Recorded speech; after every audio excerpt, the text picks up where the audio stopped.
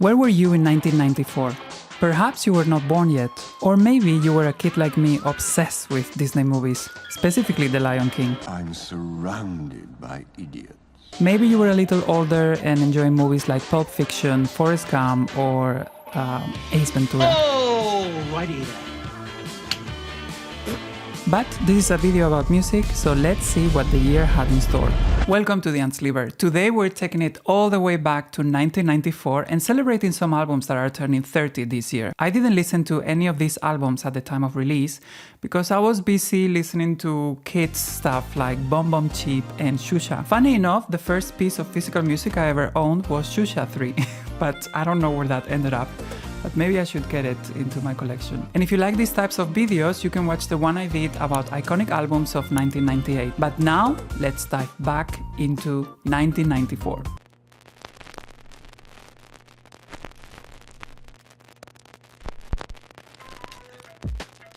The first album I want to talk about is none other than Aaliyah.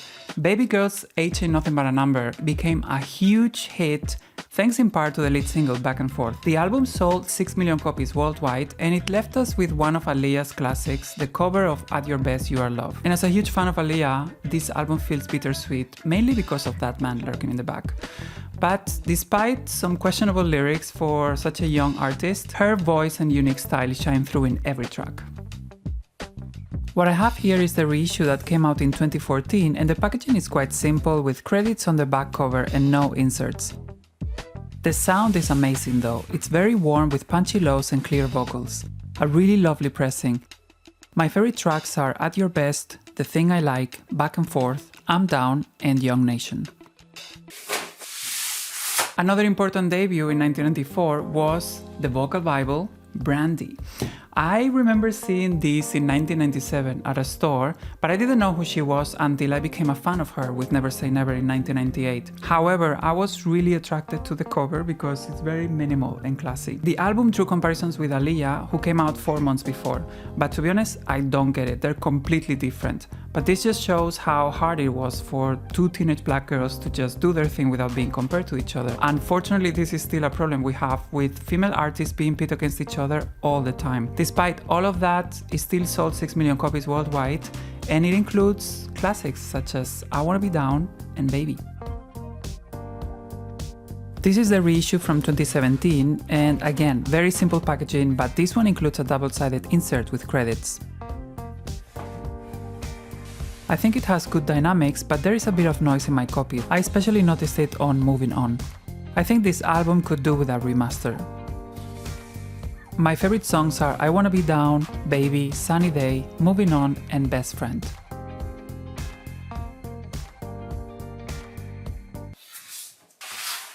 The next album is considered one of the greatest rap albums of all time. I am talking of course about Ready to Die by the Notorious B.I.G. This was also a debut and also sold 6 million copies. I love this album, but its impact at the time is something I had to read for the making of this video, and I was really surprised to find out that this was actually the only album he released while he was still alive. As you may know, he was tragically murdered in 1997, but this album and an unmistakable flow were enough to leave a legacy of its own. This was a Vinyl Me Please essential in 2022. It has the usual VMP embossing, this time in red, which I find really cool. This pressing also comes with all the original samples, which apparently is not the case with previous reissues. The packaging, as we've come to expect from Vinyl Me Please, is impeccable. It comes with thick matte inner sleeves plus one lithograph that was created especially for this edition. The records have this cool splatter effect, and thankfully it's not just about the looks, but they also sound amazing. Vinyl Me Please for me is usually great with packaging, but sound doesn't always live up to my expectations. In this case, however, they nailed it.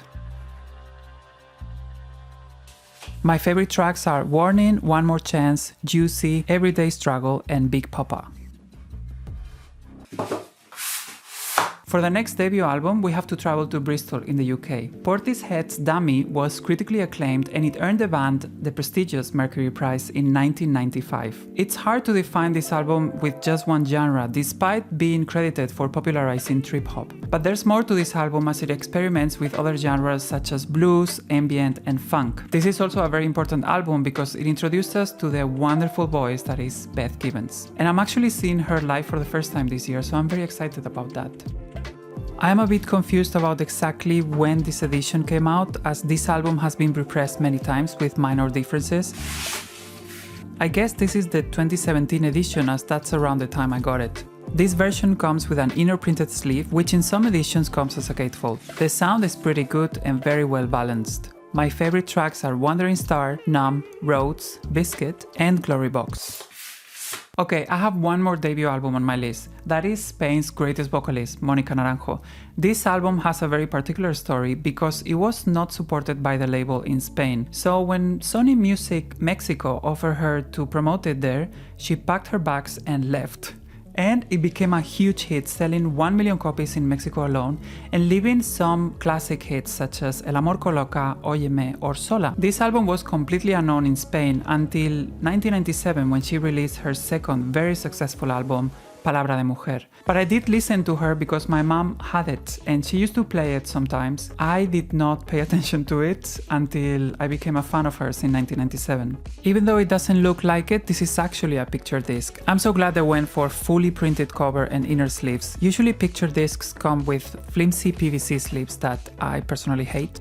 And this is the only vinyl edition of the album. It came out in 2019 and it has the usual background noise expected in picture discs, but aside from that, it does sound pretty amazing. Her voice is clear and the songs are well mastered for vinyl. My favorite tracks are El Amor Coloca, Sola, Dame tu calor, and Óyeme.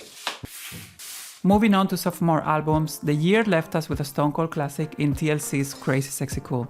If you have seen my video about fan mail, you will know I'm a huge fan of them. And I remember when Waterfalls became a hit, my sister was a big fan of the group and she had this bootleg cassette of the album. So together with the Creep video pajamas, the Waterfalls video, it became an unforgettable era in music and it is one of my all-time favorite albums. This album has gotten a few represses over the years. This is the one that came out in 2016 and it's printed with a glossy finish and gatefold. This is one of the most played records in my collection and I love the sound quality. I haven't compared it to the Vinyl Me Please edition, but this copy sounds quiet and with amazing dynamics.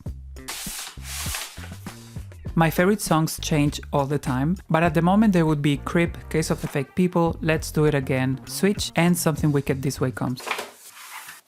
Another classic album from this year is My Life by Mary J. Blige. This album is so important in Mary's career that it has its own documentary. It is considered one of her best, and that's no surprise because there is a lot to love here, such as some of the singles like Be Happy, Mary Jane, All Night Long, or I'm Going Down. I personally prefer other albums by her like What's the 411 or Share My World, but I totally understand why this album was important to make for her at the time. They went all out with this 25th anniversary edition from 2020 with a lenticular cover and 3 discs housed in a trifold featuring photos from the era and credits. All the bonus tracks are a great addition. There is a mistake as it states that it includes a remix of Be With You featuring Lauryn Hill, but this is not the case. The track included instead is Mary Jane All Night Long remix with LL Cool J. The records come in blue to match the artwork and the sound is pretty amazing. I love listening to this album on vinyl. My favorite songs are Mary Jane All Night Long, My Life, I'm Going Down, I Love You, and Be Happy. Lastly, I wanted to include Gloria Estefan's cover album Hold Me, Thrill Me, Kiss Me, as I basically grew up with her music. I prefer her Spanish stuff, but this is a fun record and it finally got a vinyl release in 2023. The album includes a couple of Gloria's most recognizable English language songs such as Turn the Beat Around and Everlasting Love. This is part of a Gloria Estefan reissue campaign that Music on Vinyl began a couple of years ago. It is numbered and limited to 2,000 copies and it comes with a double-sided insert that includes lyrics plus 1 LP in white. My copy came with a few brown stains, but thankfully it doesn't affect sound, which is pretty good. My favorite songs are Everlasting Love, Traces, Don't Let the Sun Catch You Crying, Turn the Beat Around, and It's Too Late. That's all for today's video. Let me know in the comments what do you think about these 1994 albums, or if there is one album in particular that you think everyone should know. And also don't forget to like and subscribe if you enjoyed the video. Thanks for watching, see you next time.